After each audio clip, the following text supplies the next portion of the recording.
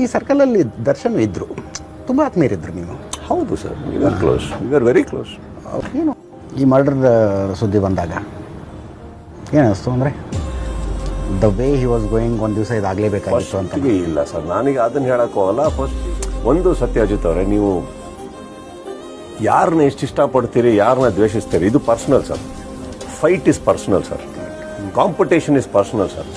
But ಆ ವ್ಯಕ್ತಿಗೆ ಏನೋ ತೊಂದರೆ ಆಗ್ತದೆ, ಇದಾಗ್ತಾ ಇದೆ ಅಂದಾಗ ಖುಷಿ ಪಡೋ ವ್ಯಕ್ತಿನಲ್ಲ ಸರ್, ಅದು ವಿಕೃತಿ ಅನ್ನಿಸ್ಕೊಳತ್ತೆ.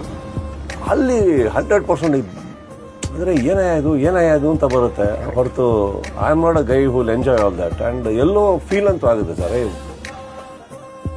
ಕೆಲವರು ಏನಾಗುತ್ತೆ ಗೊತ್ತಾ ಸರ್, ಮಾತಾಡಿಲ್ಲ ಅಂದ್ರೆ ಪರವಾಗಿಲ್ಲ, ಎಲ್ಲೋ ಒಂದು ಕಡೆ ಓಡಾಡ್ಕೊಂಡು ಖುಷಿಯಾಗಿದ್ದಾರೆ ಅಂದ್ರೆ ಅಷ್ಟು ಸಾಕು. ಎಲ್ಲೋ ಒಂದು ಕಡೆ ನಾವು ನಗಾಡ್ಕೊಂಡಿರ್ತೀವಿ. ತೊಂದರೆಗಳಾಗ್ಬಿಡ್ತು ಅಂದಾಗ ಎಲ್ಲ ಅಟ್ಲೀಸ್ಟ್ ಆಸ್ ಹ್ಯೂಮನ್ ನಮಗೆ ನೋವಾಗುತ್ತೆ ಸರ್. ಇದೇನಕ್ಕೆ ಬೇಕಿತ್ತು?